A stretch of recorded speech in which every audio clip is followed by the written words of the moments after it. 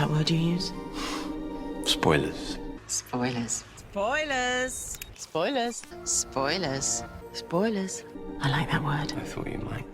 Hello everyone and welcome to another episode of A Brief History, and it is time once again to delve into the realms of Unbound Doctors. That is to say, incarnations of the Doctor who are either from alternate universes or generally regarded as non-canon. Now, just to cover, but also add to something I said in part 1, what is or isn't classed as an Unbound Doctor is open to interpretation among individual fans, and so some incarnations included in these videos may not necessarily be considered as unbound by others. However, for the purposes of these videos, any incarnations who are not included between Doctors numbers 1 to 13, including the War Doctor, are to be considered unbound. Although I should also state that at the time of recording, I'm limiting it to 13 because at the time of recording, the 13th Doctor is the latest incarnation, and as such, any subsequent incarnations that come after her are by default regarded as canon. In the description of this video, you can find another video I did looking and discussing all of the Doctor's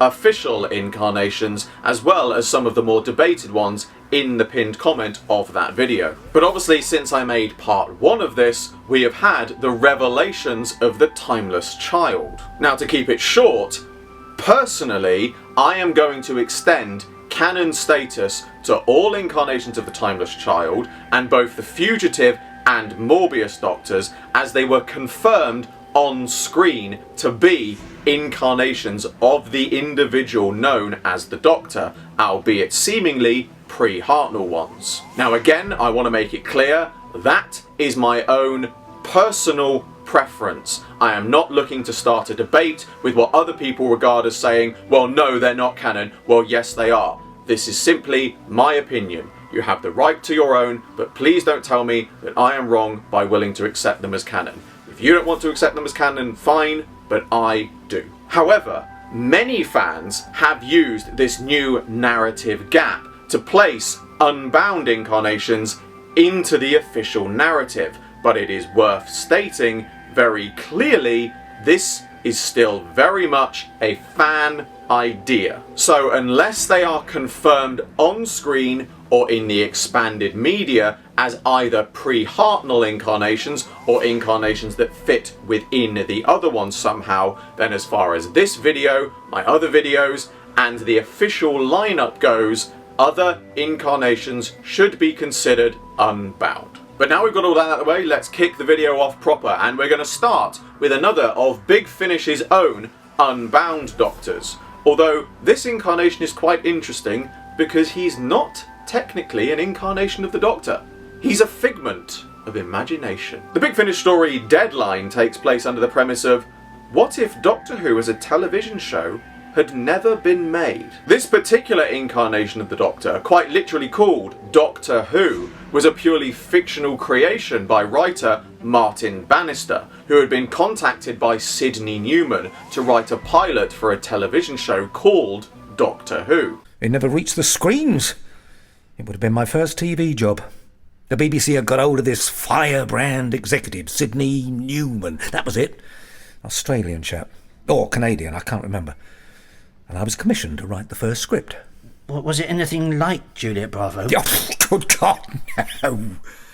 It was science fiction. Science fiction? On television? However, in this universe, the series was never picked up. Newman was fired, and Martin went on to write for police drama Juliet Bravo. Many decades later, now living in a nursing home and suffering from delusions, Martin began to have dreams about his settings and characters from his pilot, with himself as Doctor Who, travelling with companions Ian, Barbara and Susan, who he respectively based on his son Philip, a nurse who cared for him, and his second wife Amy. However, in reality, Martin's family life was much more grim, having walked out on his wife and young son to pursue his career as a writer, and showing very little remorse for either his actions or his wife's death, which his son, now embittered against his father, informs him about, and has led to a very strained relationship between the two. Are they treating you all right here? Yes.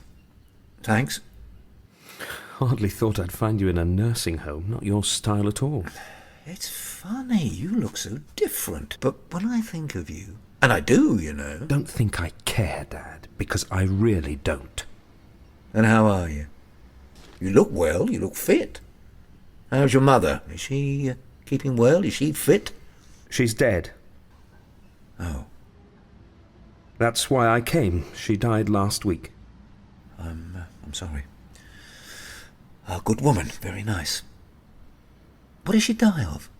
If it isn't too crass to ask. Yes, it is too crass to ask. All right. You walked out on us. You don't get the right to ask what she died of. However, after finding out from Philip that he is a grandfather and admitting his mistake in choosing his career over his family, he is given the opportunity to meet his grandson, Tom. However, Tom shows little interest in getting to know his grandfather, and when Martin tells him that he is Doctor Who and that his wardrobe is his TARDIS and that they can run away together and have wonderful adventures, Tom derides his grandfather as crazy, which leads to Martin slapping him before Philip, now furious with his father, also derides him as mad. Having now lost all distinction between reality and fiction, in desperation, Martin barricades himself inside his wardrobe, believing it to be a TARDIS. However, soon realising his mistake, he begins to suffocate. As he does so, however, the wardrobe opens up and becomes the TARDIS, and Martin, now believing himself to be Doctor Who, finds Susan at the controls alone, with Ian and Barbara having previously died in his universe from radiation poisoning. Hearing echoes of Ian and Barbara, in reality his nurse and his son, hammering on the wardrobe to try and save his life, Martin / Doctor Who, now completely enveloped by his delusion and dying in the real world, sets off with Susan to explore the universe. I'm frightened, Susan. I'm frightened. I know. But I'll look after you. Are you ready? Yes. Let's find new worlds to explore. Now, it has to be said, that's one of the more depressing Unbound stories. So let's move on to something more cheery. Well, a bit more cheery. Well, nobody dies at the end, but that's only because they die about halfway through and the people left at the end probably wish they were dead. Big finish! We love depressing stories. It has previously been established that the Valeyard is not a separate incarnation of the Doctor, but rather an independent amalgamation of everything dark within the Doctor, with his ultimate goal to be to kill the Doctor and take his remaining lives, or find some way to extend his own life. However, Big Finish's He Jests at Scars goes one further, making him into a full incarnation, with the premise, what if the Valeyard defeated the Sixth Doctor within the Matrix? Now partly taking on the name of the Doctor, this incarnation during the events of the Ultimate Foe managed to kill the Sixth Doctor, take his remaining lives and his TARDIS, and escape from Gallifrey, where he took on a companion called Ellie. In a last, rather tedious attempt at heroism, he went back to save his nemesis. I'm not sure why. That'd be just like the Doctor. Oh, yes. The Doctor's infinite capacity for compassion. How unfortunate. Unfortunate? As a concept, the Valeyard is a unique being. Of course, one would hope that the Doctor will ultimately triumph. Good over evil and all that. But should he fail, then the Valeyard would receive the gift that our predecessors intended for him. All the Doctor's future regenerations in one. An eternal lifetime, they assured him. And that's what he has. Immortality. Meanwhile, on the space station shortly after the Doctor's trial, Mel convinces Coordinator Vansel to use the Matrix to see what the Valeyard intends to do next, similar to how the Sixth Doctor presented events from his own future as evidence during his trial. However, they once again see the events of Terror of the Vervoids, but this time, the Sixth Doctor and Mel are replaced with the Valeyard and Ellie, and because the Valeyard did not act as his predecessor did, the Vervoids manage to take over and the Valeyard and Ellie flee. Confused as to why she wasn't present, Coordinator Vansel checks the Matrix records and finds that at the time the Sixth Doctor was supposed to meet Mel, Mel was distracted by Ellie, meaning those crucial seconds where she meets the Sixth Doctor never happened, and she stays on Earth, eventually dying. The Valeyard has begun to meddle in his own past, such as helping the Thals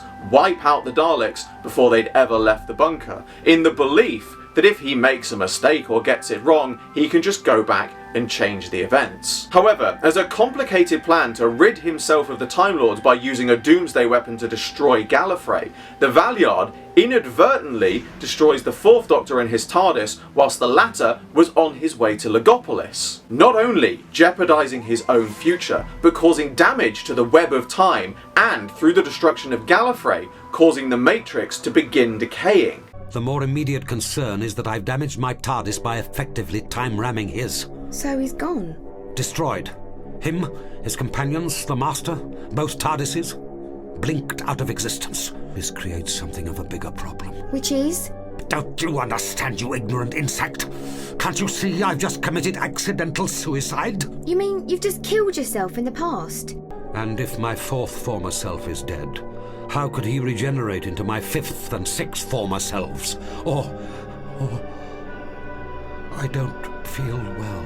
Travelling back to try and warn the Fourth Doctor to stay away from Legopolis, he discovers that in doing so, he actually sets in motion the events which leads the Fourth Doctor to Legopolis. So in an effort to stop the Fourth Doctor ever reaching Legopolis, he destroys the planet, only to discover that the First Doctor had previously visited there as well, and by sheer coincidence, he has not only destroyed the planet whilst the First Doctor was on it, but has now killed an even earlier version of himself. Becoming increasingly unstable, the Valeyard decides to travel back and stop the First Doctor from ever going to Legopolis by killing his companion Dodo. But not before Mel, having tracked down the Valeyard using the remains of the Matrix and a time ring given to her by the last surviving Time Lords, arrives to try and convince the Doctor, who she still believes is somewhere within him, to stop what he is doing. However, now completely corrupted by his own power and maddened by the damage he has done to his own time stream, the Valeyard kills his companion Ellie to prove to Mel that the Doctor is entirely gone, and then ejects Mel into the time vortex. He then seemingly creates the city of Chronopolis within the time vortex, with a protective throne for himself, dubbing himself to be the Mighty One, with complete mastery over life, death, and time. The Valeyard is once again confronted by Mel, who has spent the last 10 years tracking him down, and gives him one final chance to prove that the Doctor is still somewhere within him and can stop what he is doing. But the Valeyard rejects this, and so Mel plans to kill him. Before she can do so, however, the Valeyard uses his powers to travel a few seconds back in time and take the gun from her hand.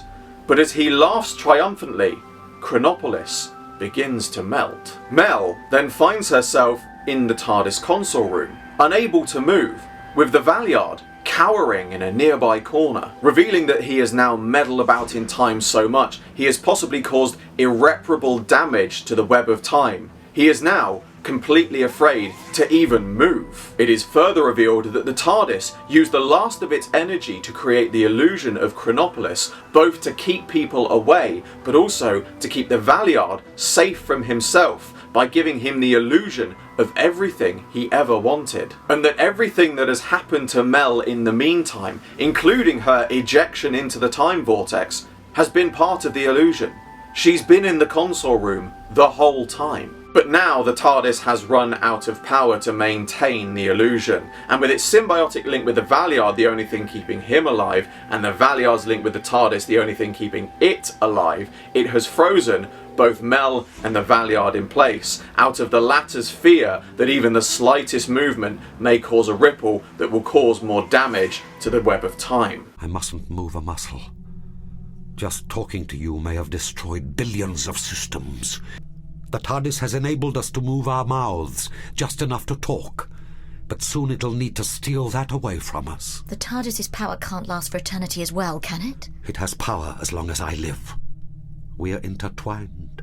But if it's keeping you alive, and you're keeping it alive, And in a way, we're both keeping you alive. Then there's no way out.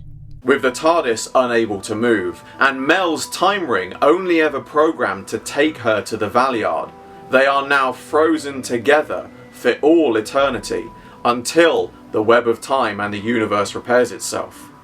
If it ever does. Ugh. I mean, I'm all for a good dark story, don't get me wrong, but geez am I glad these are unbound. Thankfully, the last entry in this video is a little bit more upbeat. No, wait, the Doctor's pretty evil in this one as well. The Big Finish Gallifrey story, Disassembled, takes place in an alternate universe on Gallifrey where the Time Lords and the Doctor's roles are reversed. The Time Lords believe in using their powers to change time and correct it where they see fit. However, non-interventionists believe that the Time Lords should use their powers merely to observe. The non-interventionists have the rather strange idea that we Time Lords should not involve ourselves in the affairs of other peoples or planets. Well, they might have a point. Indeed. They believe that we should use our great powers merely to observe, never to interfere across the timelines. And one particular Time Lord also believed this to be so. However, in this universe, the Time Lords erased or burned people from the timeline who opposed them or prevented them from changing time as they saw fit. And this particular individual Time Lord was sentenced to be burned by his own brother, Braxiatel, who was acting as the President's Lord Burner. However, this Time Lord killed Braxiatel and, adopting the name of the Doctor, stole a TARDIS and fled Gallifrey, with his intention being to opposing the Time Lord's view that they could change time as they saw fit by trying to undo some of the damage caused by them. However, by the time he reached an incarnation that bore a striking resemblance to the main universe's 6th Doctor, he was captured and put on trial by the Time Lords, the outcome of which was his reintegration into Time Lord society and his renunciation of his non-interventionist beliefs. And by the time that the alternate universe's Romana came to power as president, the Doctor had become the new Lord Burner, the position previously held by his brother, and became the President's own personal assassin, burning people from history. What did you just call him? I called him Lord Burner, it's his name. His name? Why didn't you mention this before? Surely it is just his name like any other. You can't be serious. Well, that's just a myth. Well, you may not have encountered one, but I can assure you that burners are no myth.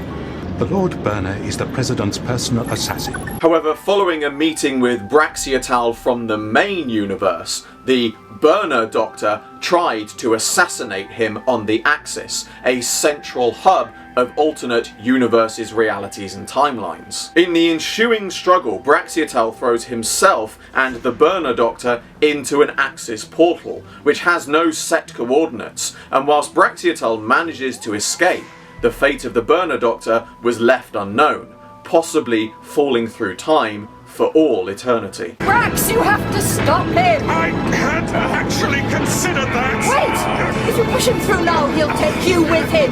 Brax! You'll burn in hell for this! And you'll burn with me!